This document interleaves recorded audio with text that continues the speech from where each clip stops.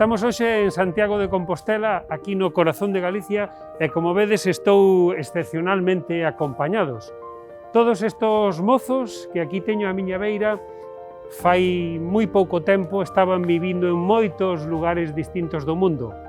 Ahora ben, todos eles son galegos, eles quixeron volver á súa terra e hoxe están aquí en Galicia estudiando un máster nas universidades da nosa terra, de Galicia.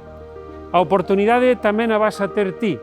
Este venres termina o prazo para poder solicitar unha beca excedencia Mocidade Exterior para estudiar un máster en Galicia.